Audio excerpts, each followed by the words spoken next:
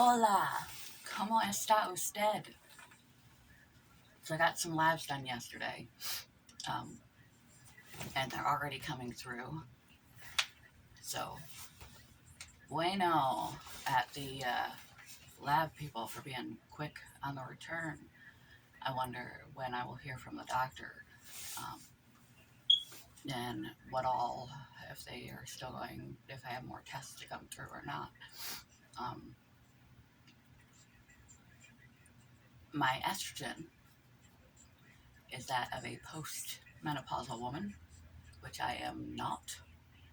Um, as I am have proof, let's just say that I am still very, very, very much capable of producing a child at this moment, and we'll just put it that way.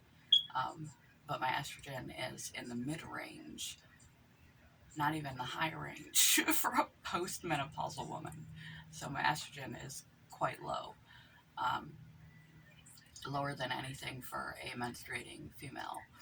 Um, and that might explain um, the periods of sleep issues which have come up recently.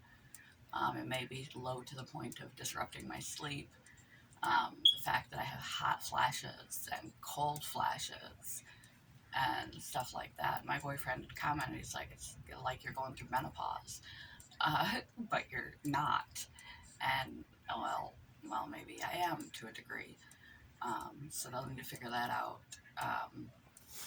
My progesterone seemed fine. My follicular stimulating hormone um, is excessively high. I don't know what that would mean. I don't know if that's an effect of having low estrogen, too much progesterone to estrogen ratio or not. I don't know how all your hormones work. I just know low estrogen apparently causes sleep problems and hot flashes and cold flashes and symptoms like that. Uh, I don't know if he tested my testosterone. I'd be interested to see if I have too much testosterone or too little testosterone um, in my panel as well. But yeah, so I'm not in perimenopause um, at all. I'm not in menopause. I'm definitely not postmenopause. Ow. Um, and my red blood cell count was messed up. Um,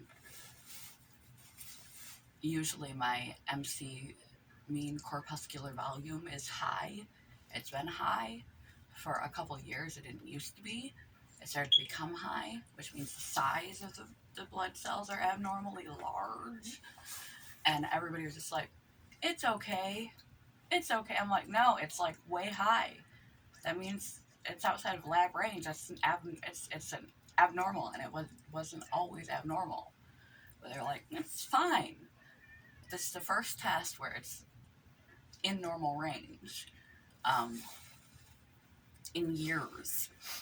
And I always found that funny. That was before I even got sick, when I had a high result that wasn't normal for me, even though it might have been normal, abnormal. It's outside it's flagged as abnormal.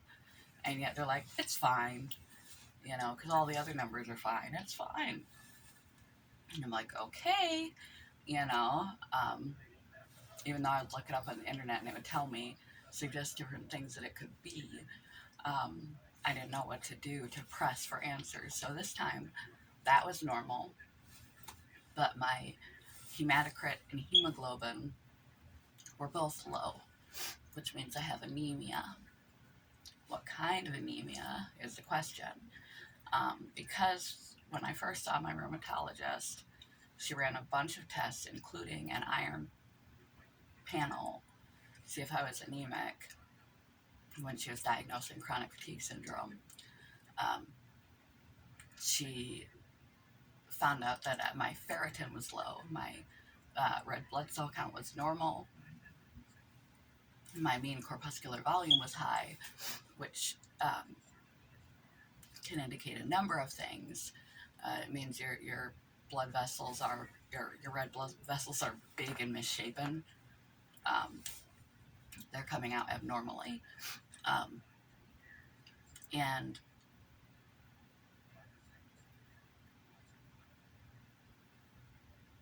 now my red blood cell count, the hematocrit, and hemoglobin are low, which means that I am definitely anemic. So I asked her to I had to get transfusions of iron because my ferritin was low. My iron count last time was even okay, but because my ferritin was low, she decided to give me infusions of iron um, during my ferritin back up. This time I asked her, can we just throw on a ferritin panel? Because this was supposed to be my yearly um, tests for RA medication to make sure I'm still okay enough to keep taking it. Um, and I asked her, and she was like, yeah, let's go ahead. That's probably a good idea. So, since I'm anemic, I'm hoping it's iron deficiency anemia because it's the easiest one to treat. My iron panel just came through, and my ferritin is low, my iron is low, um, my iron binding capacity is high. I'm not sure what that means. I'm assuming that means I'm iron deficient anemia. Again, because in the past I was iron deficient anemia when my ferritin was just low, my blood count was normal, besides my MCH. Um, my red blood cells weren't low, my oxygen saturation and hematocrit in my red blood cells weren't low, um, and my actual iron levels, free flowing serum in your blood. Ferritin is your storage capacity for iron. Um, that's what your ferritin is, accessible storage.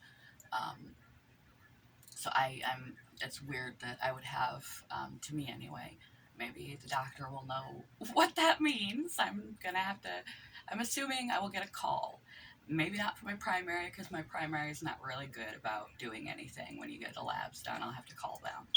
But he's retiring and I'll be getting a new one soon, so hopefully they'll be more proactive and instead of it all falling on me. But my rheumatologist is pretty good about calling back when I have abnormal labs. So I'm assuming I'm going to get a call today. It's only 5 a.m. when it rolls on to 8 when the rest of the labs come rolling in. But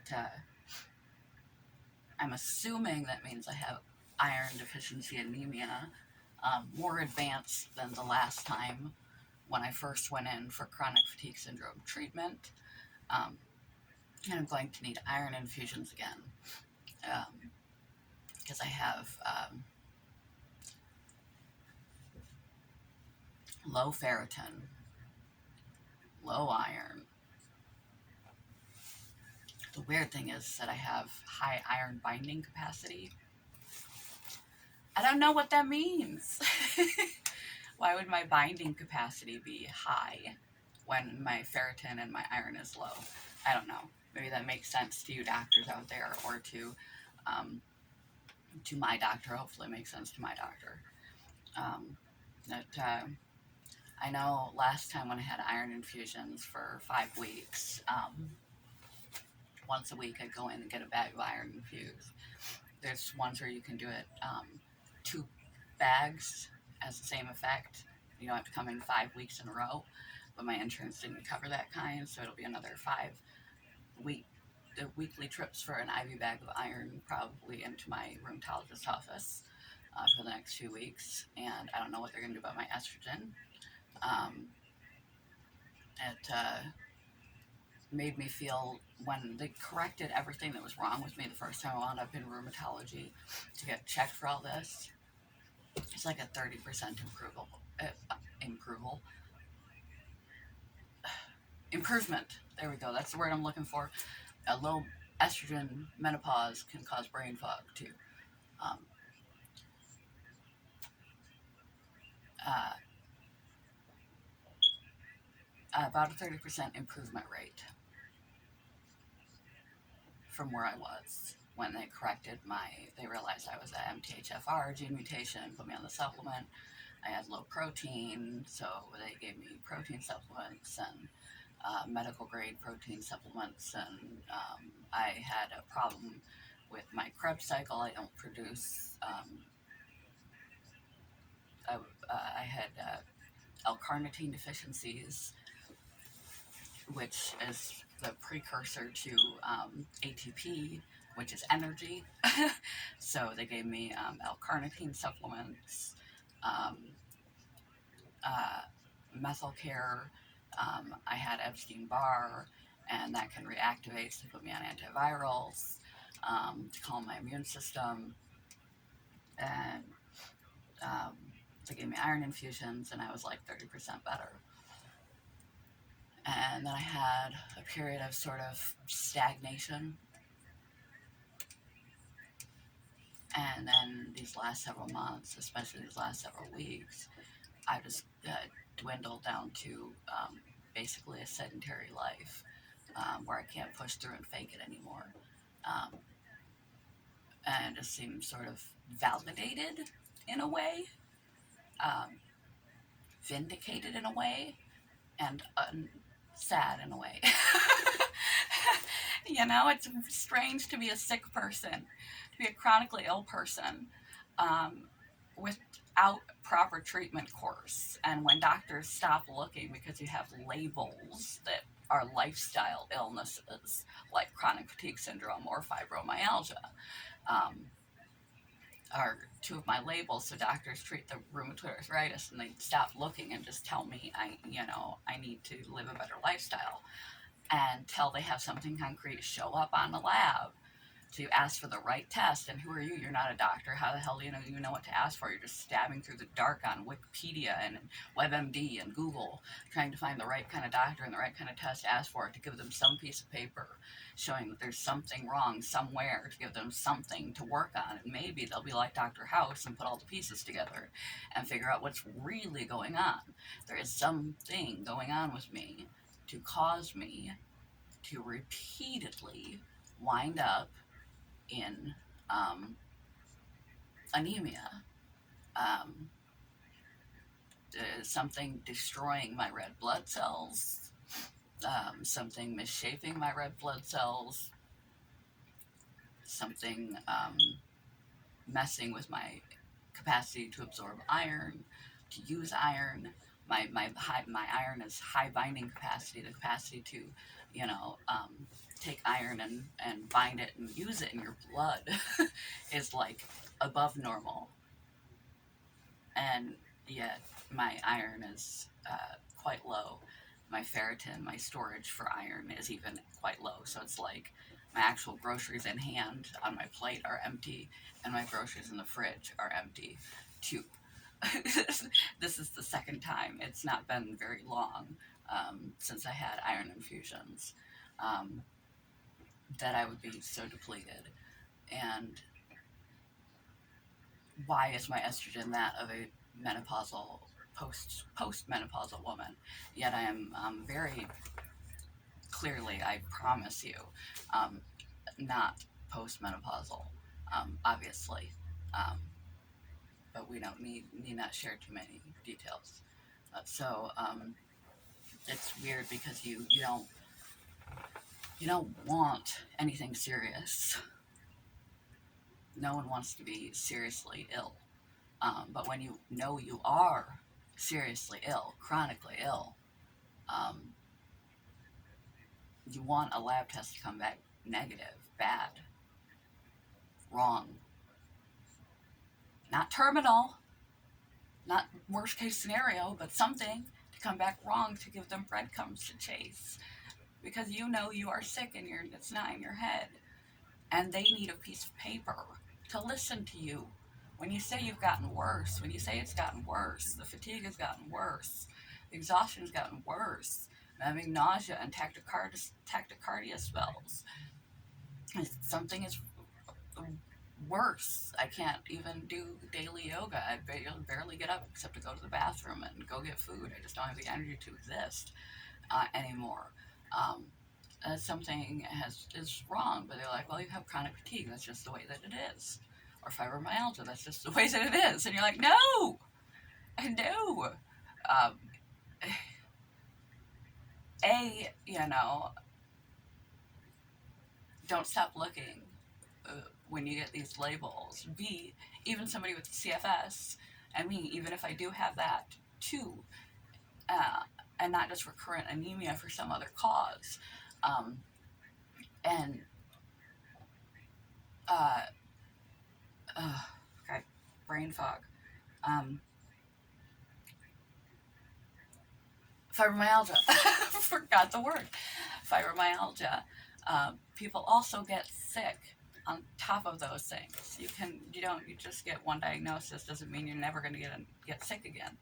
So when but you got it for doctors, you've got to have a piece of evidence for them to hear you.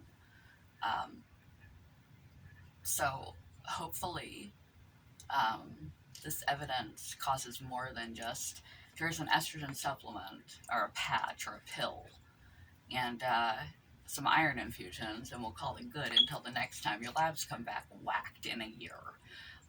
Hopefully, they start putting the pieces together and say, this is a recurrent problem.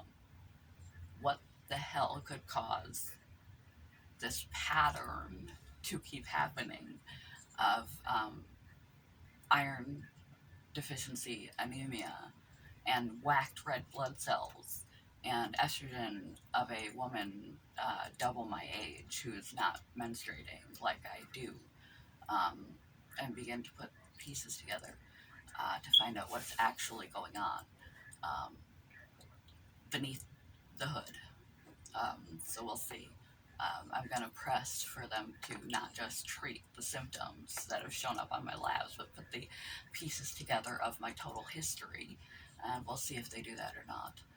Or if I hit another brick wall until next year when they do annual labs for rheumatoid arthritis, after some iron infusions and estrogen pills. So, you know,